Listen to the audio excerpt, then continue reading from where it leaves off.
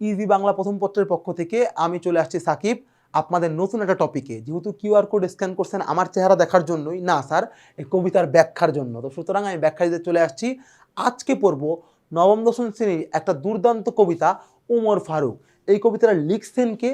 আপনারা যারা যদি উপেক্ষিত শক্তির উদ্বোধন এই টপিকটা পড়ে থাকেন এই বই থেকে, তাহলে আমার কোর্সে দেখছেন আমি কি পরিমাণ এই লোকটার শ্রদ্ধা করি বা ভক্তি করি। আমার গুরু মানি, আমার প্রাণের মুর্শিদ, সে হচ্ছে কবিগুরু, আমার কাছে কবিগুরু, বাংলা সাহিত্যে না, কাজী নজরুল ইসলাম স্যার। ক্লিয়ার?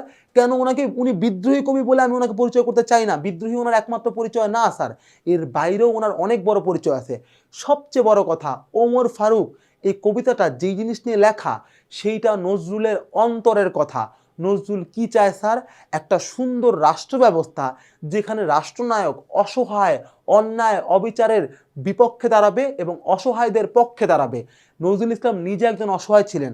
আমি ওই উপেক্ষিত শক্তির জন্য বলছি, এখানেও বলতেছি, উনি ছিলেন ছিন্নমূল, প্রচণ্ড অভাবে ওনার জীবন গেছে। এবং উনি যখন যৌবনে গেছেন, যখন বড় কবি হয়েছেন, তখন কিন্তু ওনার জীবন ভয়ঙ্কর অভাবেই ছিল।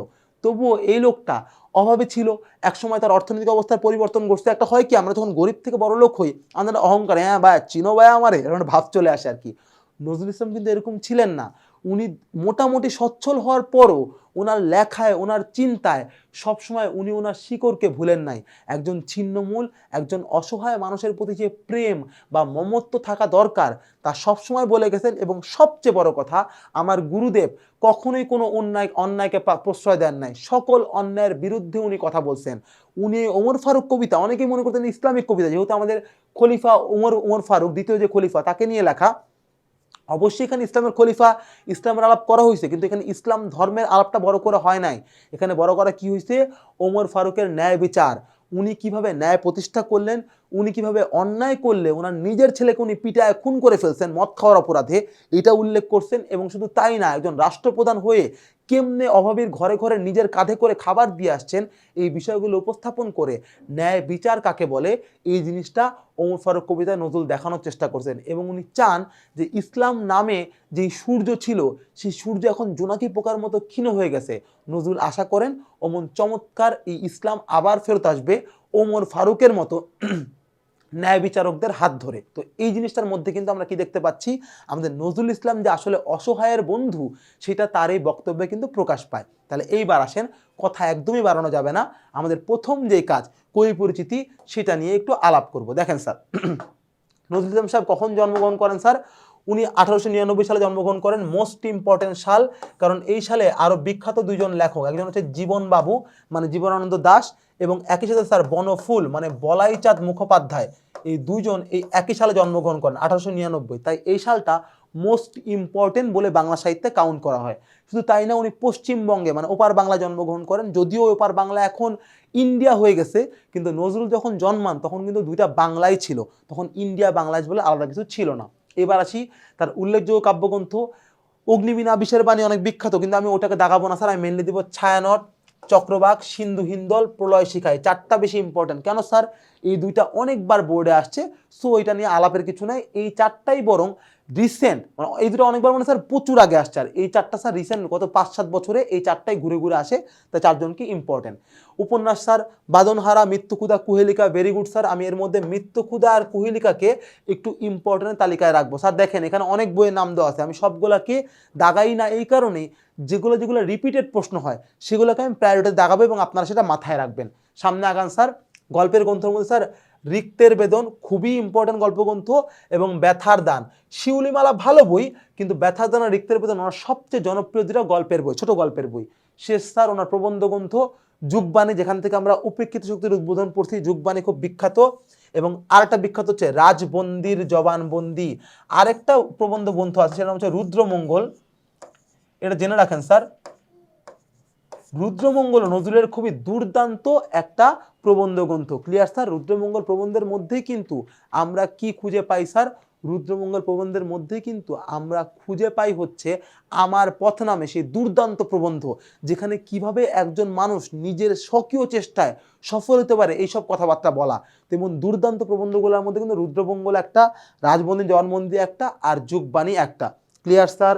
আসেন কথা না বলে ওনার শিক্ষা জীবনে চলে যায় স্যার।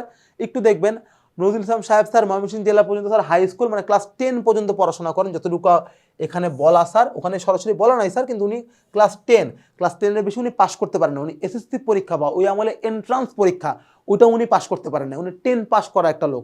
এইখানে মজা দেখেন কেন এই লোকটা আমার গুরু, যে লোকটা 10 পাস করা তার উপরে এখন লোকজন পিএইচডি করে। তো আপনি ভাবেন এই লোকটার জ্ঞানের গভীরতা কতটুকু। স্কুল কলেজ ওনাকে পড়ানোর যোগ্যতা রাখে না স্যার। নজরুল ইসলামের যে জ্ঞান, বাংলাদেশের কোনো স্কুল, কোনো কলেজ, কোনো বিশ্ববিদ্যালয় ওনাকে পড়ানোর যোগ্যতা রাখে না। এইটা ওনার বই পড়লেই আপনি টের পাবেন। আসেন এবার আসি কর্মজীবন। উনি 1917 সালে স্যার ব্রিটিশ সেনাবাহিনীর বাঙালি পল্টনে যোগদান করেন স্যার, ক্লিয়ার। শুধু তাই না, সেখান থেকেই তার সাহিত্য জীবনের সূচনা ঘটে এবং তিনি সাহিত্য চর্চাকে মেইন কাজ হিসেবে গ্রহণ করেন আর কি। এইবার স্যার পুরস্কার সম্মাননা যদি দিকে যাই, তিনি অনেক পুরস্কার পাইছেন। সবচেয়ে বড় পুরস্কার আমি বলবো, ভারত সরকার তাকে পদ্মভূষণ উপাধি লাভ করেন স্যার। ভারতের সবচেয়ে বড় পুরস্কার হচ্ছে পদ্মভূষণ, ক্লিয়ার স্যার। যেমন বা পদ্মশ্রীও দেয়, এক একজন পদ্মশ্রী পদ্মভূষণ একই ক্যাটাগরির উপহার। লেখকদের পদ্মভূষণ দেয়, শিল্পীদের দেয়। আর পদ্মশ্রী যদি আমি ভুল না করি পলিটিশিয়ান, খেলোয়াড় এদেরকে দেওয়া হয়। বাংলাদেশে যেমন স্বাধীনতা পুরস্কার সবচেয়ে বড় পুরস্কার, যেটা নজরুল ইসলাম পান নাই, কিন্তু ঢাকা বিশ্ববিদ্যালয় তাকে ডিলিট উপাধি, ডিলিট মানে ডক্টর অফ লিটারেচার, অর্থাৎ সাহিত্যে উনি পিএইচডি করা, এই সম্মানে ভূষিত করেন। বুঝতে পারছেন স্যার? ওকে। ওনার উপাধি কি স্যার? বিদ্রোহী কবি, সবচেয়ে বিখ্যাত উপাধি ওনার বিদ্রোহী কবিতার জন্য। এবং সবচেয়ে বড় কথা, 1976 সালে আমার গুরুদেব মৃত্যুবরণ করেন স্যার 29 আগস্ট, এবং তাকে কবর দেওয়া হয় বর্তমানে হাদি সাহেব মৃত্যুবরণ করার কারণে নজরুল ইসলামের পাশেই তার কবর হয় স্যার। সেটা কোথায়? ঢাকা ভার্সিটির কেন্দ্রীয় মসজিদ, সেন্ট্রাল মসজিদের পাশে নজরুল ইসলাম সাহেবের কবর দেওয়া হয়। তার কারণ তিনি তার গজলে বলছিলেন যে মসজিদের পাশে আমায় কবর দিও ভাই। দেখেন স্যার, এটা লাইন পড়ে আপনার মনে হতে পারে যে ও মাই গড, সে মনে প্রচণ্ড গোড়া মুসলিম, কিন্তু আদতে কিন্তু তিনি তা ছিলেন না, তিনি ছিলেন ধর্মনিরপেক্ষ। সবচেয়ে বড় কথা, উনি মুসলিমকে ধর্মনিরপেক্ষ এটা বড় কথা না, উনি যেখানে অন্যায় দেখছেন তার বিরুদ্ধে কথা বলছেন। যদি তার ধর্মের দোহাই দিয়ে, ইসলামের দোহাই দিয়ে কেউ অন্যায় কিছু করছেন, তার বিরুদ্ধে উনি কথা বলছেন। কিন্তু ইসলাম বা কোনো ধর্মই কিন্তু ছোট করেন নাই, বরং ধর্মের প্রতি সম্মান তার বলিয়ান ছিল, এবং সেই সম্মানের কারণে কিন্তু মসজিদের পাশে তিনি কবর চাইছেন। আমার একটাই এখানে একটা জ্ঞান আপনাদেরকে দিয়ে রাখি আমার নিজের থেকে স্যার পড়তে পড়তে, সেটা হচ্ছে আমার এখানে একটা আপত্তি, নজরুল ইসলাম সাহেবকে যখন বাংলাদেশে নিয়ে আসা হয় তখন তিনি প্রতিবন্ধী, উনি কথা বলতে পারেন না, উনি তখন অসুস্থ। উনি না ওনার মাতৃভূমি, ওনার দেশকে উনি অসম্ভব ভালোবাসতেন। উনি তো আমাদের এই বাংলার লোক না, উনি পশ্চিমবঙ্গের বর্ধমানের চুরুলিয়া গ্রামের লোক আর কি। আমি একটা অসুস্থ লোককে, সে হোক মুসলিম হোক হিন্দু, তাকে আমি অসুস্থ লোককে ঘাড় ধরে অন্য একটা দেশে নিয়ে আসা, দাফন কাফন দিব, মৃত্যুর শেষ 4টা বছর সে নিজের দেশ ছেড়ে কাটাইলো, এইটা আমার কাছে একটা অন্যায় মনে হয় স্যার। ধর্মের কথা ধর্মের বাদ স্যার, যার যার মাতৃভূমিতে তাকে জন্ম যেই ভূমিতে হয়েছে সেই ভূমিতে তার মৃত্যুর একটা অধিকার থাকা উচিত।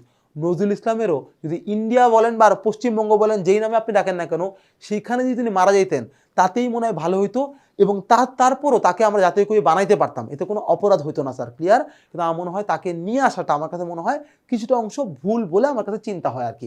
যাই হোক স্যার, ওসব আলোচনা বাদ দেন, ভুল ত্রুটি পরের কথা। আসেন শব্দার্থে চলে যাই স্যার, যে কি কি শব্দের মিনিং আমাদের জানা দরকার। দেখেন নজরুল মানেই স্যার শব্দ ভান্ডার, নজরুলের চিন্তা গভীরতা অন্য লেভেলে, তাই ওর শব্দগুলো সংস্কৃত, আরবি, ফার্সি সব মিক্স স্যার। শব্দগুলোর অর্থ আপনার জানা জরুরি। যেমন তিমির একটা সংস্কৃত শব্দ, তমসা মানে অন্ধকার, ওখান থেকে তিমির আছে, তমা বলে না, তমা মানে অন্ধকার, সন্ধ্যার অন্ধকারকে, ক্লিয়ার। তো তিমির মানে কি স্যার? অন্ধকার বা কালো। Very good.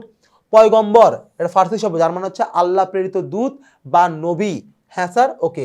ভৃত্য, এই শব্দের অর্থ হচ্ছে চাকর, ক্লিয়ার স্যার, যেটা অর্থের বিনিময়ে কাজ করে। Very good sir. দেখেন সকরুণ, করুণ মানে কি স্যার? দুঃখ, কষ্ট মানে বেদনা আর কি। সকরুণ মানে বেদনা সহ, বেদনা দিয়ে ভর্তি। Okay sir, very good. গগনে, গগন মানে কি স্যার? আকাশ, গগন একটা সিনোনিম, আকাশ। ওকে। ফরমান, ফরমান মানে কি স্যার? আদেশ বা হুকুম, এইটা করো, এটা করার হুকুম দিলাম, এটা করার ফরমান দিলাম। Okay sir. বিভাবরী, এটা একটা সংস্কৃত শব্দ যার অর্থ হচ্ছে স্যার রাত, ক্লিয়ার স্যার। একটা গান শুনছেন নাকি জানেন, রবীন্দ্রনাথের জাগরণে যায় বিভাবরী, মানে সারা রাত আমার জাগতে চলে যায় স্যার, ক্লিয়ার। বিভাবরী শব্দ অর্থ হচ্ছে রাত। Very good. এবার দেখেন তাকবীর, তাকবীর শব্দ হচ্ছে স্যার আল্লাহু আকবার, ক্লিয়ার স্যার, মানে আল্লাহর মহত্ব ঘোষণার যে শব্দ তাকে বলা হয় তাকবীর বা তকবীর। এবার দেখেন উষ্ট্র, সংস্কৃত শব্দ, উষ্ট্র মানে হচ্ছে স্যার উট। ওকে স্যার, একটু জেনে রাখবেন। দোররা, দোররা শব্দের অর্থ কি স্যার? দোররা হচ্ছে একটা আরবি শব্দ, মানে হচ্ছে চাবুক স্যার, ক্লিয়ার, যেটা দিয়ে মারা হয় মানুষকে, দোররা। ওকে। আঙিনা মানে হচ্ছে উঠান, আমরা অঙ্গন বলে, স্যার ক্যাম্পাস বলেন না অনেক সময়, ভার্সিটির ক্যাম্পাস, স্কুলের ক্যাম্পাস, ক্যাম্পাস শব্দ হচ্ছে আঙিনা বা অঙ্গন বা উঠান বা এলাকা। Okay sir. নির্ভীক মানে যার ভয় নাই, ভয়হীন, ভয়শূন্য। শশী, শশী মানে কি স্যার? চাঁদ বা চন্দ্র বা চন্দ্রিমা বা নিশাকর, আপনি যা ইচ্ছা বলতে পারেন। আর শিওর কি স্যার? শিওর মানে স্যার কাছে, একদম মাথার কাছে, যে পাশে আপনি শুবেন তার মাথার কাছাকাছিকে আমরা বলি শিওর স্যার। ক্লিয়ার? দেখেন কি উত্তর বলতেছে, শয়নকারীর মাথার দিকের স্থান, যে শুবে তার মাথার কাছের স্থানকে আমরা শিওর বলি। ক্লিয়ার?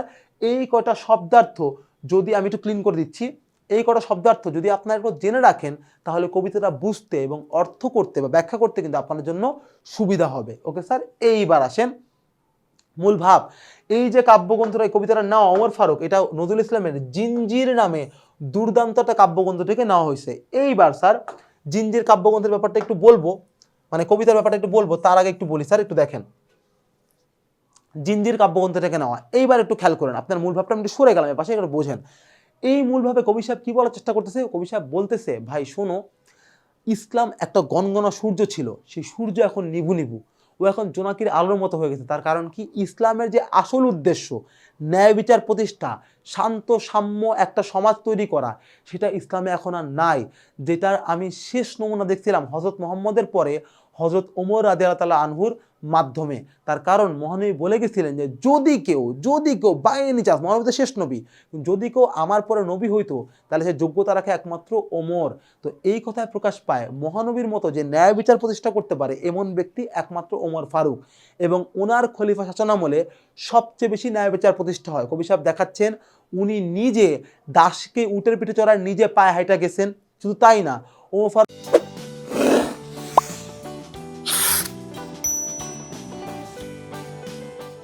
নিজের সন্তান মদ খাইতে এই অপরাধ থেকে দৌড়া মেরে চাবুক দিয়ে পিটায় হত্যা করে ফেলছেন স্যার। শুধু তাই না, কোনো বাড়িতে কোনো গরিব দুঃখী খাবার পায় নাই, তার খাবার তিনি নিজের কাঁধে করে ঘরে ঘরে যে দিয়ে আসছেন। কবি সাহেব শেষমেশ বলে নজরুল ইসলাম বলতেছেন, ওমর ফারুকের একদিন রাজ দরবারে যেতে দেরি হচ্ছে, সবাই খুঁজে কেউ আবার খলিফা কই, ওমর ফারুক কই, ওমর ফারুক কই, কেউ পায় না। তার কারণ কি? ওমর ফারুকের মাত্র একটা জামা, আমাদের খলিফার মাত্র একটা জামা, সেইটা উনি ধুয়া চিপড়ায় হাত দিয়ে এমনি শুকাচ্ছে, শুকানো হইলে সেটা পরে উনি আবার রাজ দরবারে যাবে। চিন্তা করেন কি পরিমাণ নির্লোভ, কি পরিমাণ বিনয়ী, কি পরিমাণ শান্ত মানসিকতার লোক ছিলেন ওমর ফারুক। উনি কিন্তু এত ভীতু ছিলেন না, যখন অন্যায় দেখছেন উনি প্রতিবাদ করছেন। ইভেন আমাদের খালিদ বিন ওয়ালিদ, ইসলামের একজন সেনাপতি, তিনি যখন ইসলামের নিয়মের বিরুদ্ধে কোনো কাজ করলেন, আমাদের খলিফা ওমর কি করলেন? সেনাপতিরে সাধারণ সৈনিক বানায় দিলেন। এই যে উনি সাহসটা দেখালেন, খালিদ বিন ওয়ালিদ কিন্তু বিদ্রোহ করতে পারতো, ওমর ফারুক সেটাকে কেয়ার করলেন না। এতে প্রকাশ পাইল কি? ওমর ফারুক যে শুধুমাত্র ভদ্র বিনয়ী তা না, উনি সাহসীও। কিন্তু কখন? অন্যায়ের বিরুদ্ধে তিনি সাহসী এবং শক্তিশালী, কিন্তু যখনই স্যার কোনো ন্যায়ের কথা কাজ আসছে, অসহায়ের পক্ষে কাজ আসছে, তখনই ওমর ফারুক হয়ে গেছে বিনয়ী, তুচ্ছ এবং ভদ্র। কবি সাহেব বললেন, এমন রাষ্ট্রপ্রধান, এমন ইসলামিক খলিফা আমাদের দরকার, তাহলে আমার রাষ্ট্র সুন্দর হবে, নয়তো আমি কোনো সুন্দর রাষ্ট্র তৈরি করতে পারবো না। এই গেল আমার ব্যাখ্যা। এবার আসেন আমরা একটু পড়ি। আচ্ছা, খলিফা ওমর চরিত্রের নানা মহৎ দিক, বলতেছি নানা মহৎ দিক গভীরভাবে তুলে ধরা হয়েছে। কবিতার আদর্শ, ন্যায়পরায়ণতা, মানবিকতা ও সাম্যের প্রতি অবিচল বিশ্বাসকে অত্যন্ত সুন্দরভাবে উপস্থাপন করেছেন। হযরত ওমর রাদিয়াল্লাহু আনহু ছিলেন এক অসাধারণ ব্যক্তিত্বের অধিকারী। তার চরিত্র যেমন ছিল অদম্য সাহস ও বীরত্ব, তেমনি ছিল কোমল হৃদয় ও গভীর মানবিকতা। তিনি ছিলেন অত্যন্ত নিষ্ঠাবান এবং সাম্যবাদী আদর্শের বিশ্বাসী। বিশাল মুসলিম রাষ্ট্রের শাসক হওয়া সত্ত্বেও তিনি বিলাসী জীবনযাপন করেন নাই। হ্যাঁ, নজরুল কয়েকবার বলছে ওনার খেজুর পাতার ঘর ঝড়ে বারবার ভেঙে পড়ছে, উনি চাইলেও বড়লোকি জীবন কাটাতে পারতেন, কিন্তু উনি কাটান নাই। এবং কি বলছেন দেখেন, বরং সাধারণ মানুষের মতো অতি সহজ সরল ও অনাড়ম্বর জীবন, অরম্বর আয়োজনহীন জীবন যাপন করতেন। এমনকি নিজের ভৃত্যের প্রতিও তিনি সমান মর্যাদা প্রদর্শন করতেন এবং তার সাম্যের আদর্শকে স্পষ্ট করে। ন্যায়ের প্রশ্নে তিনি ছিলেন আপোষহীন, ন্যায়ের বেলায় তিনি ছিলেন আপোষহীন, ভাঙচুর করে দিবে আর কি। ন্যায় প্রতিষ্ঠার জন্য তিনি নিজের সন্তানকেও কঠোর শাস্তি দিতে পিছপা হননি। সন্তানের বেলাও তিনি থামেন নাই, শাস্তি উনি দিছেন। এতে প্রমাণ হলো তার কাছে আত্মীয় বা ব্যক্তিগত সম্পর্কের চেয়ে ন্যায় ও সত্য ছিল অনেক বেশি গুরুত্বপূর্ণ। তিনি ছিলেন মুসলমানদের নেতা, আমিরুল মুমিনিন। তিনি মুসলমানদের নেতা ছিলেন আমিরুল মুমিনিন।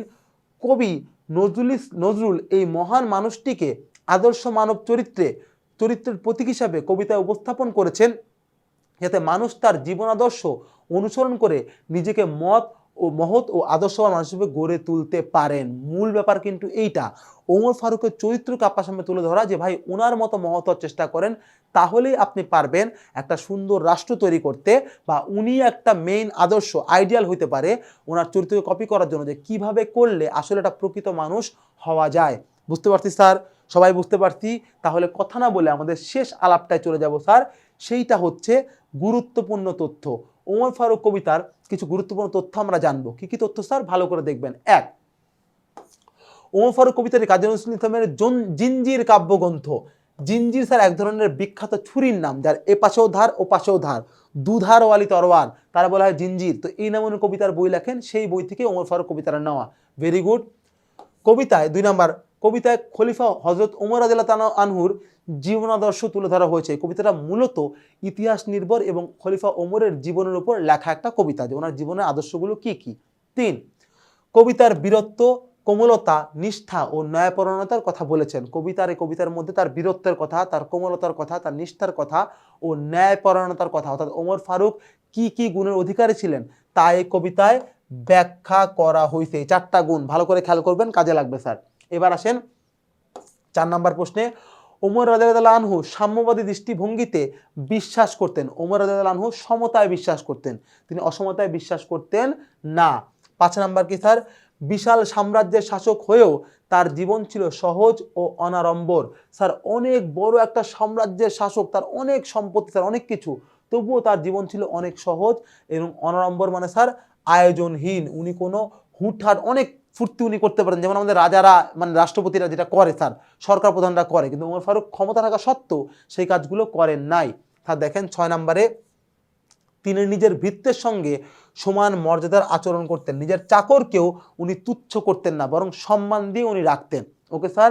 এইবার আসেন 7 নম্বর, ওমর রাদিয়াল্লাহু আনহু ন্যায়ের আদর্শ বজায় রাখতে নিজের পুত্রকেও কঠোর শাস্তি দেন। এটা একটা গুরুত্বপূর্ণ তথ্য। তার পুত্রের নাম হচ্ছে আবু শাহামার গোরে, আবু শাহামা। Clear sir? তো তিনি তার পুত্রকেও স্যার ভয়ঙ্কর শাস্তি দেন অন্যায় করার জন্য, উনি তার পুত্রকেও ছাড় দেন নাই। Okay sir. এইবার দেখেন স্যার 8 নাম্বার, ন্যায়ের প্রশ্নে তিনি কারো সঙ্গে আপোষ করতেন না, ইভেন খালিদ বিন ওয়ালিদের সঙ্গেও করেন নাই, যিনি কিনা ইসলামের সেনাপতি ছিলেন, কিন্তু করেন নাই কারণ কি? যেখানে ন্যায় সেখানে ওমর ফারুক, অন্যায়কে উনি প্রশ্রয় দিবেন না, লোকটা যেই হোক না কেন। এইবার স্যার 9 নাম্বার, চারিত্রিক দৃঢ়তা ও আদর্শের জন্য তাকে বলা হতো আমিরুল মুমিনিন। মুমিনদের আমির বা ইমানদারদের আমির বা মালিক বা প্রধান, এটা কেন বলা হতো স্যার? তার কারণ তার চারিত্রিক আদর্শ, ওনার ইমান এত স্ট্রং ছিল যে জন্য ওনাকে আমিরুল মুমিনিন বলা হতো। Clear sir? 10 নাম্বার, হজরত ওমরের উপাধি ছিল ফারুক, যিনি সত্য ও মিথ্যার পার্থক্য করতে পারতেন। তাই ফারুক মানে স্যার যেমন বললাম ফারাক শব্দ থেকে ফারুক আসে স্যার, মানে তফাৎকারী, বিভেদকারী। যিনি সত্য আর মিথ্যার পার্থক্য করতে পারেন তাকেই বলা হয় ফারুক বা বিভেদকারী বা পার্থক্যকারী। Okay sir. এইবার 11 নম্বর, মদ পানের অপরাধে তিনি তার পুত্র আবু শাহামাকে 80 বেত্রাঘাত করেন। এই শাস্তির ফলে আবু শাহামার মৃত্যু হয়। এই দেখেন আমি যেটা লিখে দিলাম ওটা নিচেই বলা, যে 80টা বেতের বাড়ি খাওয়ার কারণে তার ছেলে মারা যায় স্যার। ক্লিয়ার? তার কারণ এত মায়ের সে সহ্য করতে পারে না। ছেলের অপরাধ কি? মদ্যপান করছিল। দেখেন ইসলামিক আইনে মদ্যপান হারাম, সেই শাস্তি হিসেবে 80টা বেতের বাড়ি দেওয়ার কথা। খলিফা ওমর নিজের ছেলে ছেড়ে দিতে পারতেন, যে আচ্ছা বাবা যা করতে আর করো না, কোনোদিনও করো না, কিন্তু খলিফা ওমর কিন্তু তা করলেন না, বরং পূর্ণ শাস্তি দিলেন এবং শাস্তির চাপে বেচারা মারা গেল, তাও তিনি ছাড়লেন না। এতে প্রমাণ পায় ওনার ন্যায় বিচারের চিন্তা। স্যার দেখেন এই তথ্যগুলো জানলে, মূল ভাব শব্দার্থ কবি পরিচিতি জানলে ইনশাল্লাহ কবিতা সম্পর্কে আপনার একটা পরিষ্কার ধারণা হয়ে যাবে। তাইলে আপনার উত্তর করা আশা করি কোনো সমস্যা হবে না। তবুও সমস্যা আপনার হইতে পারে কি নিয়ে স্যার? বোর্ড কোশ্চেন, সৃজনশীল প্রশ্ন, এগুলো নিয়ে স্যার। তাইলে দেরি না করে পরের আলাপগুলো চলে গেলে আপনি পেয়ে যাবেন সৃজনশীল প্রশ্নের ব্যাখ্যা। এই পর্যন্ত আমি এই আলাপটা রাখলাম, আগামী পর্বে আবার দেখা হবে। সে পর্যন্ত ভালো থাকেন, আল্লাহ হাফেজ সবাইরে।